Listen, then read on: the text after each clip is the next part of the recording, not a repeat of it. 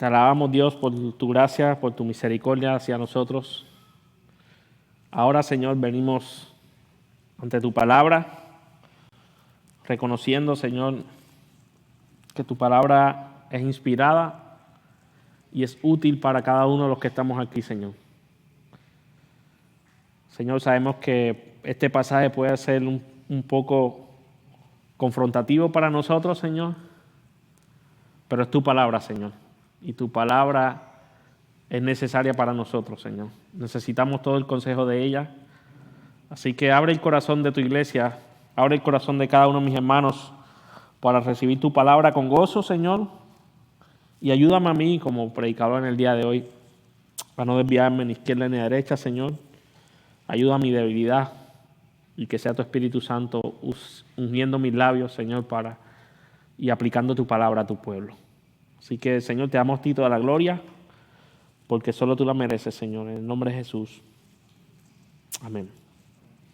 La semana pasada yo terminé mi sermón con una frase que decía así: cuando veas la barba de tu vecino arder, pon la tuya en remojo. Cuando veas la barba de tu vecino arder, pon la tuya en remojo. Y la idea que yo quería transmitir con esa frase, mis hermanos, es que cuando veamos algo pasando en nuestro vecino, nosotros estemos alerta porque nos puede pasar lo mismo. Y la semana pasada, mis hermanos, vimos cómo Dios, a través del profeta Amós, anunció juicio sobre las naciones vecinas de Israel. Vimos cómo Dios, mis hermanos, declaró juicio sobre cada una de las naciones por su pecado. Y este juicio, mis hermanos, debía de servirle a Israel como una ilustración de lo que le podía pasar a ellos. Este juicio que estaba pasando alrededor de las naciones vecinas de Israel debían de servirle, mis hermanos, para que ellos se arrepintieran de sus pecados y se volvieran a Dios. Pero ¿saben qué? El pueblo no hizo caso. El pueblo no prestó atención a la advertencia de Dios. El pueblo no prestó atención al juicio de Dios sobre las naciones. Y ahora en el pasaje de hoy, mis hermanos, Amós le dice: ahora Dios va tras ustedes. El juicio ahora no es solo para las naciones. El juicio no son contra esos gobernantes perversos. El juicio también es para ustedes como pueblo de Dios.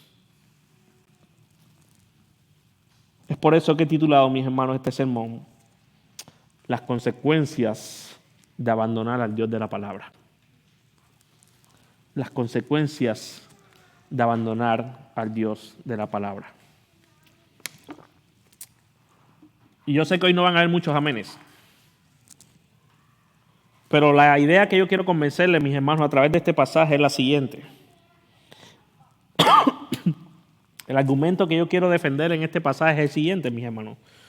Dios juzga a su pueblo cuando lo abandona a Él y su palabra. Escucha esto, mis hermanos. Dios no va a juzgar. Eso no es lo que estoy diciendo. Lo que estoy diciendo es que Dios hoy juzga a su pueblo, que es la iglesia, cuando éste lo abandona a Él y a su palabra.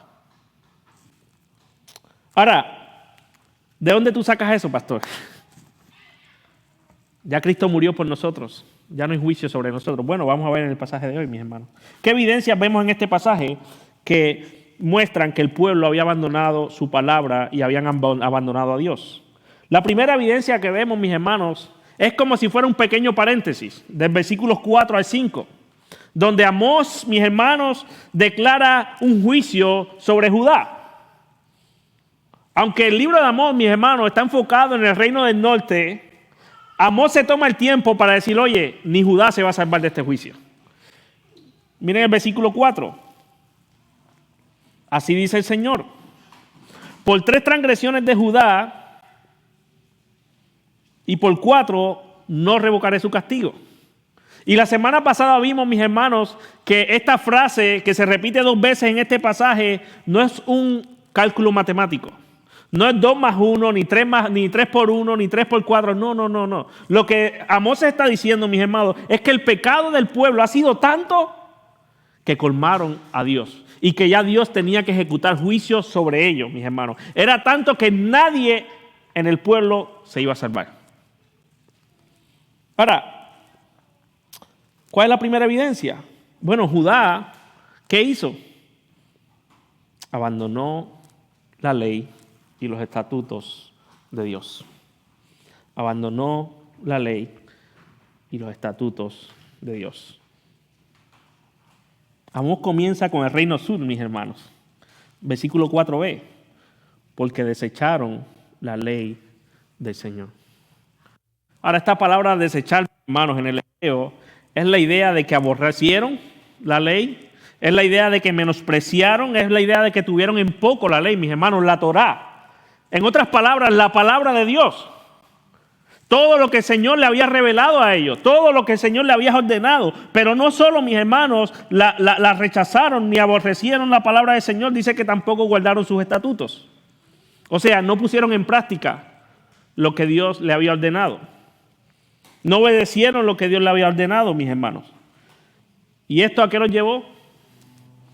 Dice, también los ha hecho errar en sus mentiras, tras las cuales anduvieron también sus padres.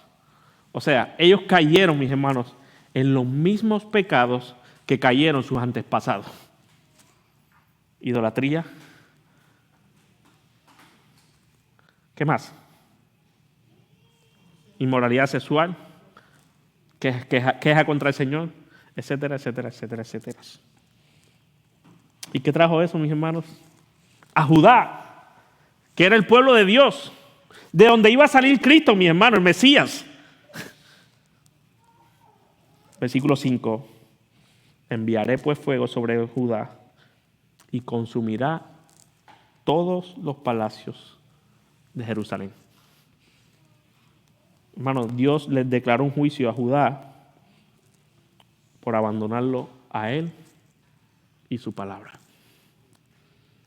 El pueblo de Dios. Ahora, después de Amós hacer esta pequeña introducción aquí en el capítulo 4, mis hermanos, ahora comienza a hacer un énfasis en el juicio de Dios sobre el reino del norte, Israel. Y empieza a seguir dándonos evidencia. La primera evidencia que vemos, mis hermanos, es que Judá, ¿qué hizo? Abandonó la palabra de Dios, abandonó a Dios. Pero miren otra evidencia que vemos en este pasaje, versículos 6 al 7a. Versículos 6 al 7a. Y la otra evidencia, mis hermanos, es que los israelitas, el pueblo de Israel, trataba con injusticia al necesitado. Versículo 6. Así dice el Señor. Otra vez la frase de juicio. Por 3 transgresiones de Israel y por 4 no revocaré su castigo. Voy a juzgar a Israel. Ya mi paciencia se colmó. Ya no hay marcha atrás sobre el juicio. ¿Pero por qué? Porque venden al injusto por dinero y al necesitado por un par de sandalias. Y sigue en el versículo 7b. Y los que pisotean el polvo, los que pisotean el polvo de la tierra, de los desvalidados, también tuercen el camino de los humildes. Mis hermanos, y esto es un paralelismo. Recuerden que esto es un paralelismo, es un texto de poesía. Y Amós está usando, mis hermanos, todo este paralelismo para decir que el pueblo de Israel estaba tratando de manera injusta al necesitado. Al tal punto, mis hermanos, que lo vendían por un par de sandalias. Por un par de sandalias, o sea, por un precio ridículo, hermanos. Algunos comentaristas hablando de este pasaje dicen que el sistema judicial de este tiempo estaba corrompido, mis hermanos. Los jueces recibían sobornos en contra de los pobres. Ahora, mis hermanos, esto era algo que Dios había prohibido en la ley. En Levítico 19, del 13 al 18, estaba establecido, mis hermanos, que el pueblo no podía oprimir al pobre. No podía. Levítico 19, del 13 al 18.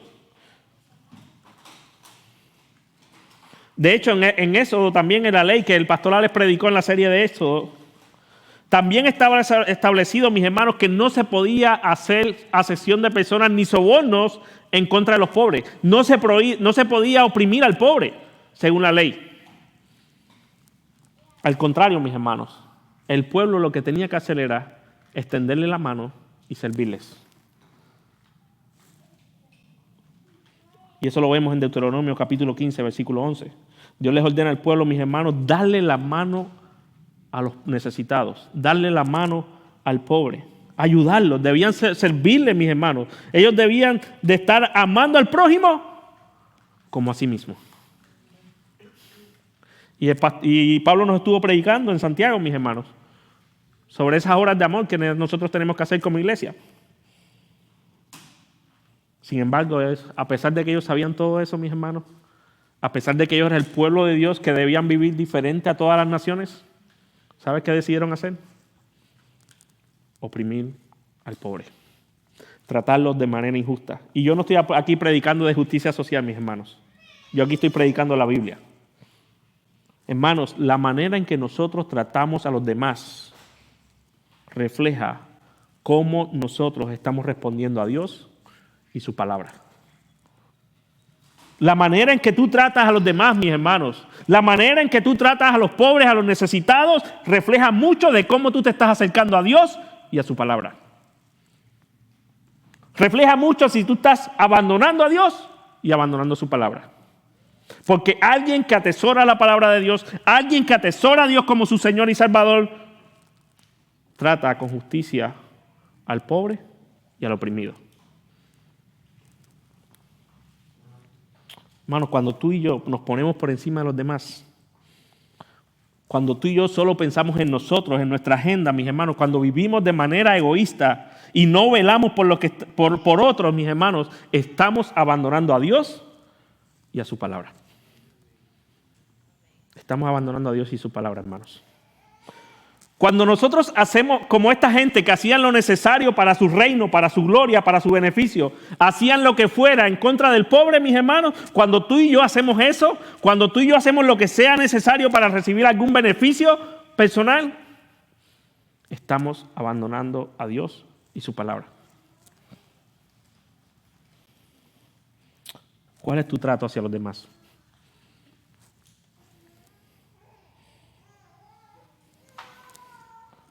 ¿Qué estás dispuesto tú, mi hermano, a hacer por recibir un bien personal? Hermanos, tú y yo debemos amar a nuestro prójimo como a sí mismo, como nosotros mismos. Y dentro de nuestras posibilidades,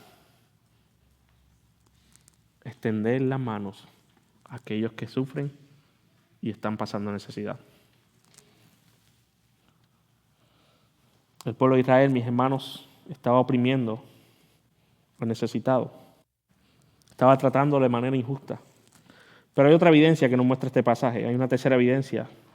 Y es que ellos estaban practicando, mis hermanos, la inmoralidad sexual. Miren el versículo 7b. Un hombre y su padre se llegan ¿a qué? A la misma mujer, a la misma joven, profanando mi santo nombre. Otra cosa más que estaba prohibido en la ley. Eso Levítico 18, del 6 al 8, Deuteronomio 22, 30. Estaba prohibido, mis hermanos, que un hijo se acercara y tuviera relaciones con la pareja de su padre. Ellos estaban practicando la inmoralidad sexual, mis hermanos. Sus deseos sexuales estaban desenfrenados. A tal punto que dice el texto que estaban profanando el nombre de Dios. Ahora, ¿qué es eso de profanar el nombre de Dios? Sencillo, mis hermanos. Era vivir de manera que deshonrara el nombre de Dios. Profanar el nombre de Dios no era más que vivir diciendo que eran el pueblo de Dios, pero comportándose igual que los paganos. Eso era.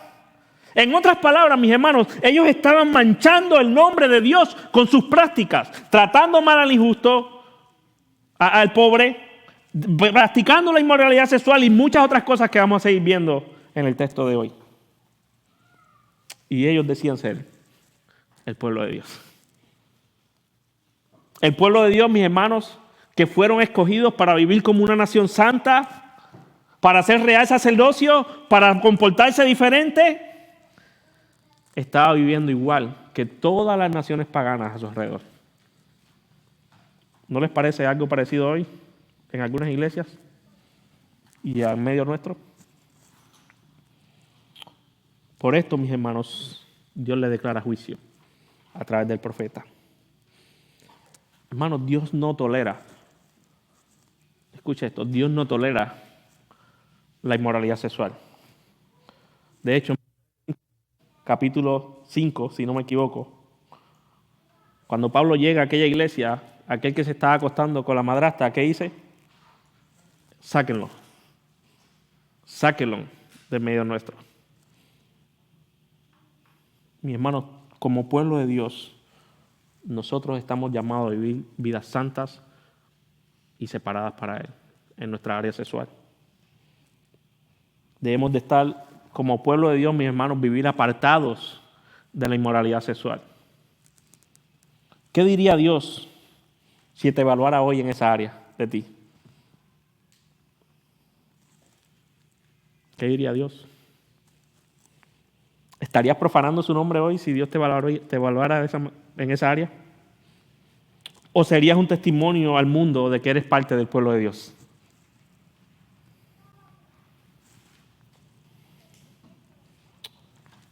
El pueblo de Israel, mis hermanos, trataba de manera injusta al necesitado, vivía en inmoralidad sexual. Pero no solo eso, también practicaban la idolatría. Versículo 8. Sobre sus ropas empañadas se tienden juntos ante cualquier altar. Recuerden que Jeroboam, el rey que estaba reinando, había asustado con miedo a que el pueblo volviera a Judá, volviera a su Dios. Le hizo altares, le hizo becerros de oro. Y ahora el pueblo está idólatra, adorando a otros dioses, mis hermanos. Y eso lo podemos ver en el capítulo 13, 14. Capítulo 3, verso 14. Confirma de que ellos habían hecho altares a dioses falsos. Ahora, interesante que Amós añada sobre las ropas empañadas se tienden. Hermanos, los pobres cogían préstamos, empeñaban cosas. Y si nosotros leemos Éxodo 22, del 25 al 27 y Deuteronomio 24, del 10 al 14, en la ley estaba establecido que cuando ellos cogían algo prestado, ellos daban su prenda exterior. Por decirle un ejemplo, su abrigo.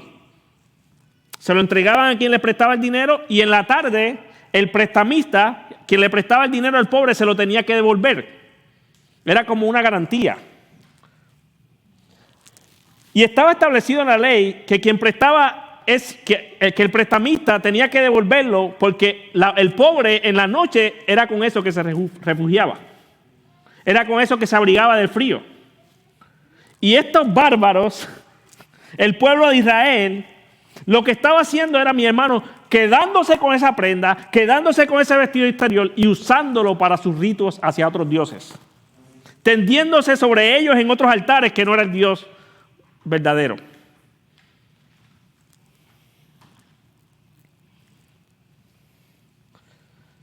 Ellos le estaban rindiendo culto a otros dioses con las prendas de los pobres. Hermano, al pueblo de Israel no le importaba a Dios. No le importaba la ley. No le importaba lo que Dios había establecido.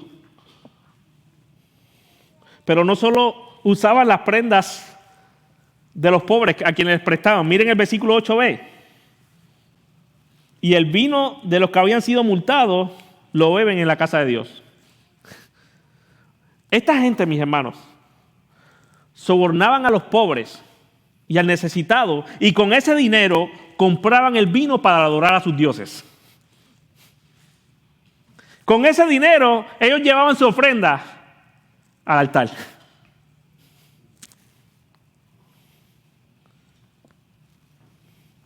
Por eso, mis hermanos, Dios le declara juicio. Hermanos, Dios juzga y Dios se toma en serio la idolatría. Y la idolatría, mis hermanos, no es solo pararse ante un becerro de oro o ante un altar de Changó, no sé, como usted le quiera llamar. La idolatría es todo aquello que se pone en primer lugar antes que a Dios. Puede ser tu esposa, puede ser tu hijo, puede ser tu iglesia, puede ser tu salud, puede ser tu carro, tu trabajo, tu negocio, cualquier cosa, el deporte, cualquier cosa que tú pongas como tu Dios.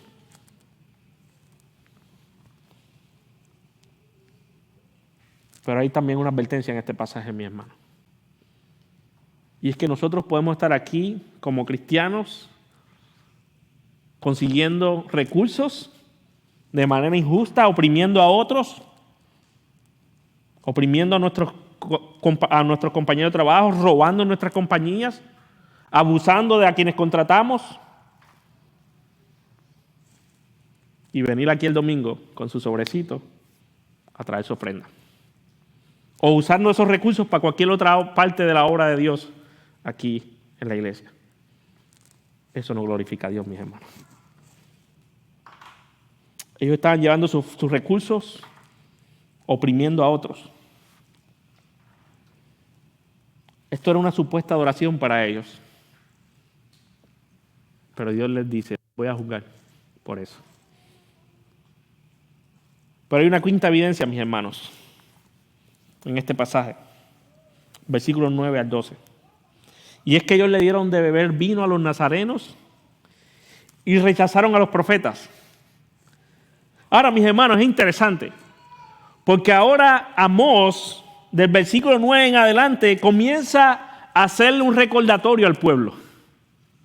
Vaya conmigo ahí, Amós, capítulo 9. Y preste atención. Mire cómo empieza diciendo Amós. Yo mismo. Amós capítulo 2, versículos 9 al 12. ¿Están conmigo? Dice, yo mismo destruí a los amorreos delante de ellos, cuya cultura era de la altura de los cedros, y era fuerte como las encinas. Destruí, o sea, yo, su fruto de arriba y su raíz de abajo. Y a ustedes yo los hice subir a la tierra de Egipto y los conduje por el desierto por 40 años para que tomaran posesión de la tierra de los amorreos. Y levanté profetas de entre ustedes, de entre sus hijos, y nazareos de entre los jóvenes. ¿No es así, oh israelitas?, declara el Señor. Lo que está haciendo Amós, mis hermanos, es recordándole al pueblo todo lo que Dios había hecho con ellos en los años anteriores. Le está recordando toda la historia del pasado para decirle, Dios ha sido fiel con ustedes, Dios ha estado con ustedes, y aún así ustedes, ¿qué hicieron? Versículo 12. Dieron de beber vino a los nazareos y a los profetas ordenaron, cállense, no queremos que profeticen. Hermanos, ¿quiénes eran los nazareos? Los nazarenos. Bueno, en Números capítulo 6, versículos 1 al 21, los nazarenos eran personas que hacían votos de consagración. Era un voto especial, o sea, se apartaba de Dios. Y estaba establecido que ellos tenían que cumplir 3 cosas. Número 1, no cortarse el cabello. Número 2, no tocar cadáveres, no tocar a ningún muerto. Y número 3, ellos hacían una promesa de no tomar vino. Y los nazarenos, mis hermanos, lo que servían era una ilustración al pueblo de la santidad de Dios y de vivir para Dios. Sin embargo, el pueblo, mis hermanos, está corrompiendo a los nazarenos dándoles vino, llevándolos a pecar por algo que ya estaba establecido en la ley. Ahora, mi hermano, yo no estoy diciendo que tomar vino sea pecado. Eso es otro tema. Pero ellos habían hecho un voto. Ellos se habían consagrado. Dios los había consagrado para una tarea específica. Y ahora el pueblo, mis hermanos, está tirando por el piso lo que Dios había dicho y corrompiéndolos. Pero no solo a los nazarenos, mis hermanos. ¿A quién más, según el texto? A los profetas. ¿Quiénes eran los profetas, mis hermanos? Los profetas eran los hombres de Dios que llevaban la palabra. Eran aquellos que guiaban al pueblo al arrepentimiento, denunciaban el pecado del pueblo y les recordaba la fidelidad de Dios hacia ellos. ¿Y saben qué hicieron ellos en el pasado? Le dijeron, cállense, no queremos saber nada de Dios. No queremos saber de la palabra de Dios, no queremos saber de la santidad de Dios. Pero no solo en el pasado. En el capítulo 7 de Amós, el versículo 10 al 17, vemos que cuando Amós fue a donde el sacerdote Amasías, ¿qué él le dijo? Versículos 12 al 13. Entonces Amasías le dijo a Amós, vete vidente, o sea, vete profeta, huye a la tierra de Judá y come allí pan y allí profetiza. Pero en Betel, o sea, aquí donde nosotros estamos, no vuelvas a profetizar más porque es el santuario del rey y su residencia real. Hermano, el pueblo de Israel no quería saber nada de Yahweh, nada de su Dios, nada de su ley, nada de su santidad, nada de sus estatutos. Por eso Dios les dice, los voy a juzgar, los voy a castigar y no hay marcha atrás. Ellos no solo rechazaron a los profetas, mis hermanos, estaban rechazando a Dios y su palabra.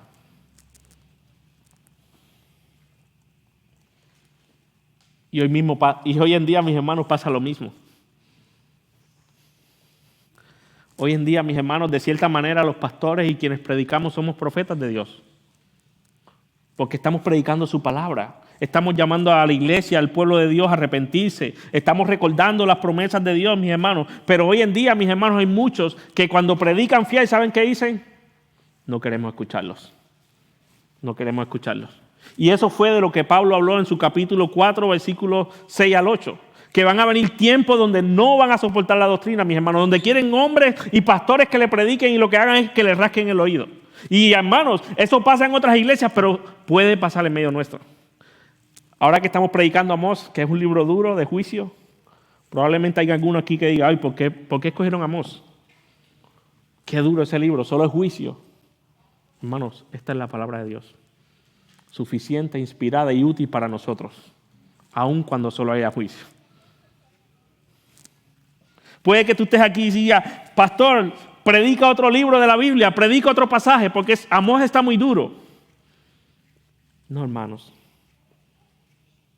Toda la escritura es inspirada por Dios, incluyendo Amós. Y cuando tú tienes ese pensamiento, mis hermanos, lo que tú estás haciendo es abandonando a Dios y su palabra, y eso acarrea juicio sobre ti. Juicio sobre ti. Dios juzga a mis hermanos cuando su pueblo abandona la palabra y cuando lo abandona Él. Ahora, hasta aquí, mis hermanos, he hecho mi mayor esfuerzo para explicar las evidencias que hay que Dios está juzgando a su pueblo. Pero ahora Amós, mis hermanos, del versículo 13 al 16, comienza a describirnos el juicio. Y Amós comienza a usar dos imágenes, mis hermanos, para ilustrarnos que nadie escapará del juicio de Dios cuando lo abandona a Él y su palabra. Nadie. Nadie. Nadie escapará del juicio de Dios. Y la primera evidencia, la primera imagen que Amós usa en el versículo 13 es la imagen, mis hermanos, de una carreta de gavilla. Miren el versículo 13. Así que yo estoy oprimido debajo de ustedes como está oprimido una carreta llena de gavillas. Ahora, la NBLA, mis hermanos, no es la mejor versión para este pasaje. Para entender mejor este pasaje, este versículo, hay que leerlo en la Reina Valera. Porque miren cómo dice la Reina Valera. Pues he aquí, yo os apretaré en vuestro lugar como se aprieta el carro lleno de gravilla. No es que ellos van a apretar a Dios, es que Dios los va a apretar a ellos. es diferente. Las gavillas, mis hermanos, eran como un manojo de espigas. Trigo, cebada o cualquier otra cosa. Y se ataban, y luego de ser atada la cosecha se echaban en una carreta. Y para ser honestos, mis hermanos, hay 3 interpretaciones del contexto cultural de este pasaje. Pero yo voy a exponer las que yo creo que las dos que son más acertadas.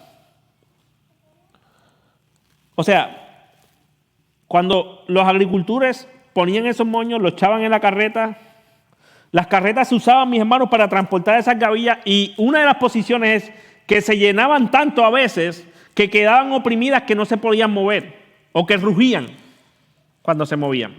La otra posición, mis hermanos, es que se llenaba tanto que estos matorrales, estos manojos de espigas, caían al frente o detrás, y cuando la carreta movía quedaban aplastadas.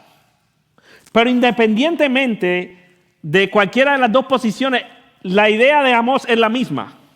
Es que Dios los va a oprimir, Dios los va a castigar, y nadie escapará de ese juicio por abandonar la palabra y por abandonarlo a Él. Ahora, ¿por qué?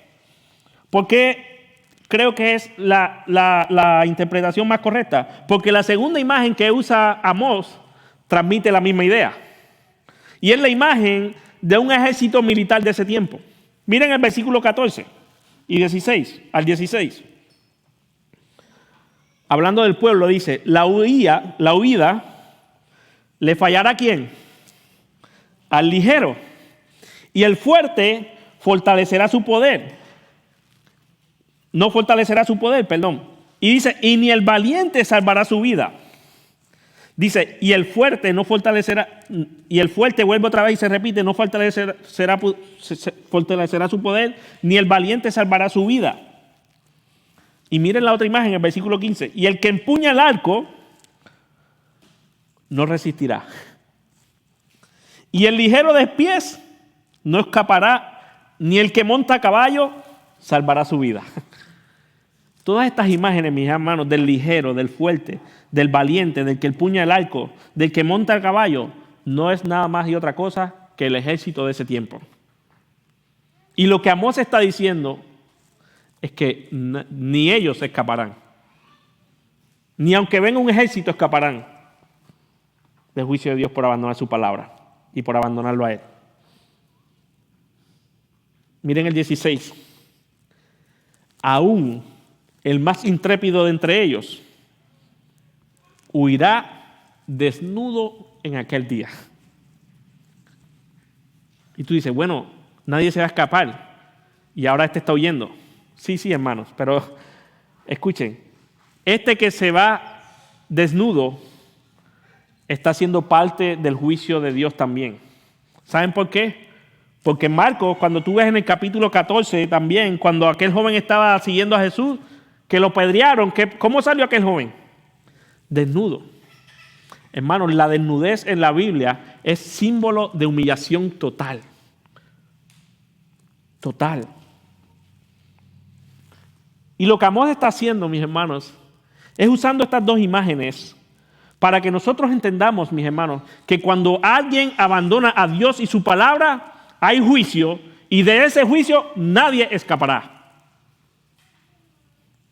incluyendo aquellos que Cristo pagó por sus pecados. Incluyendo aquellos que Cristo pagó por sus pecados. Dios, mis hermanos, prometió este juicio, y años más tarde levantó a los babilonios para destruir a Judá, y levantó a los asirios para destruir a Israel. Dios juzga, mis hermanos, cuando el pueblo abandona su palabra y lo abandona a Él. Ahora, mis hermanos, hay una idea muy errada dentro de nosotros de la iglesia. Algunos dicen que este juicio era en el Antiguo Testamento, que ya Dios no juzga igual. Algunos dicen que hoy Dios no juzga a la iglesia porque Cristo pagó por sus pecados. Pero Amós, mis hermanos, le está profetizando al pueblo de Dios, a Judá y a Israel. Y el pueblo de hoy es la iglesia. Es la iglesia, mis hermanos. Dios no solo juzga en el Antiguo Testamento, mis hermanos, Dios juzga a su iglesia hoy. Dios juzga a su pueblo hoy. Cuando nosotros llegamos al Nuevo Testamento, mis hermanos, nosotros vimos que ¿quién fue juzgado? Por su pueblo. ¿Quién fue tratado como el peor de los malhechores? Cristo. Hermanos, Cristo fue a la cruz juzgado por Dios por nuestro pecado. Y es cierto, mis hermanos, hay una diferencia entre el juicio de Dios para las naciones que el juicio de Dios para su pueblo. Porque el juicio para el impío es para destrucción y para perdición. Pero el juicio de Dios para la iglesia es para santificarla y para que se vuelva a Él, mis hermanos. Dios usa el juicio, mis hermanos, hacia la iglesia para santificarla y para que nosotros nos volvamos a Él. Pastor, ¿de dónde tú sacas eso? Bueno, cuando tú lees el capítulo 11 de 1 Corintios, ¿qué pasó con los que estaban tomando la Santa Cena de manera injusta? De manera que no era correcta. De manera indigna. En el versículo 30 del capítulo 11 dice que algunos duermen. Hermanos, Dios mató a creyentes en 1 Corintios por tomar la Santa Cena de manera indigna. Y en 1 Corintios, ¿cómo se le llamó a los de Corintios? Hermanos. Hermanos.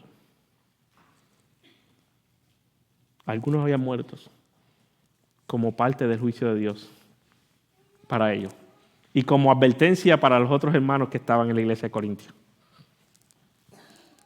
Pero no solo en 1 Corintios. Cuando nosotros vamos a Apocalipsis, capítulo 2 al 3, vemos que Cristo profetiza juicio ¿sobre quién? Sobre las iglesias. Sobre la iglesia de Éfeso, Esmirna, Pérgamo, Tiatira, Sardis, Filadelfia, Laodicea. ¿Por qué? Porque todas se habían apartado de Él y de su palabra. ¿Y qué les dijo Cristo? Si no se arrepienten, voy a venir y voy a quitar el candelero dentro de ustedes. Voy a juzgarlos quitando a Cristo dentro de ustedes, quitando mi presencia dentro de ustedes. Y pregúntese dónde están las iglesias hoy, de las 7 iglesias. Hermanos, Dios juzga a la iglesia hoy. ¿Cómo nosotros abandonamos hoy la palabra de Dios?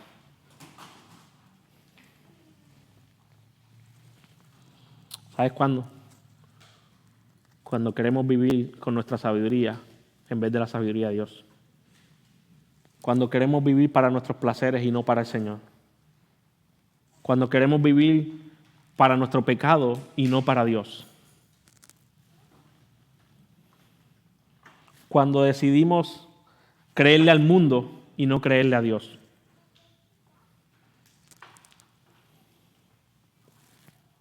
Cuando decidimos criar a nuestros hijos a la manera del mundo y no a la manera de Dios. Cuando como jóvenes queremos vivir como jóvenes igual que el mundo y no como el pueblo de Dios.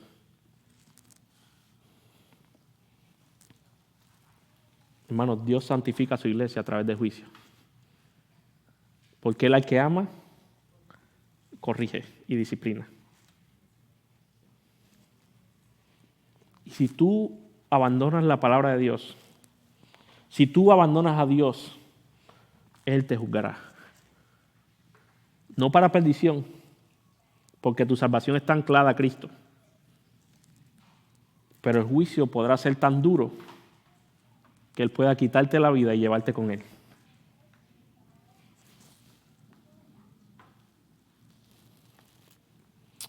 No es un juego, mis hermanos. La vida cristiana no es un juego, hermanos. No es un juego abandonar la palabra de Dios y abandonarlo a Él. ¿Cómo estás viviendo tu vida, hermano? ¿Estás atesorando la palabra de Dios? ¿Estás atesorando a Dios? ¿O estás abandonándola? Y si tú y yo somos sinceros, mis hermanos, todos nosotros en algún momento hemos abandonado la palabra de Dios. Y solo por la misericordia de Jesucristo y por la misericordia de Dios y por su gracia no hemos sido consumados.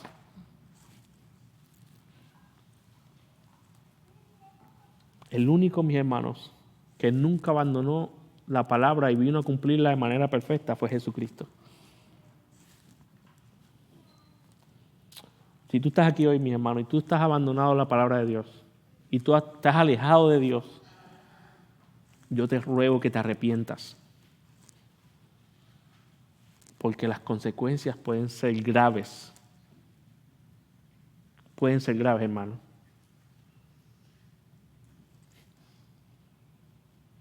Tenemos que ir a Dios, mis hermanos, arrepentidos, en dependencia, humillados y pedirle que su Espíritu Santo nos ayude cada día a atesorar su palabra. Que nos ayude a cada día a atesorarlo más a Él. Que podamos vivir para Él, para su palabra, que podamos vivir honrando su nombre y no profanando su nombre ante el mundo, mis hermanos. No hay otra opción. Ahora, si tú estás aquí sin Cristo, este juicio es más severo para ti. Porque es un juicio de condenación eterna. Y necesitas arrepentirte de tus pecados y confiar en Cristo como tu Señor y Salvador. Hermanos, para concluir, aunque este no es un tema popular en nuestros días, aunque este no es un tema del que muchos predican en nuestro día, como iglesia debemos vivir conscientes de que Dios nos juzga aún nosotros cuando nos abandonamos a Él y su palabra. Y quiero terminar, mis hermanos, leyendo el Salmo 19 y le voy a pedir que me acompañen.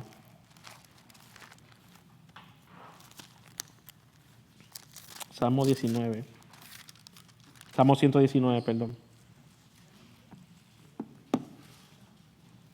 Versos 65 al 72.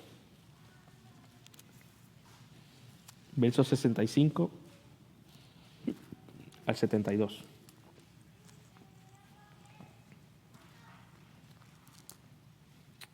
Dice la palabra del Señor en el Salmo 119, versículo 65 en adelante. Dice: bien has orado con tu siervo, oh Señor, conforme a tu palabra, enséñame el buen juicio y tu conocimiento.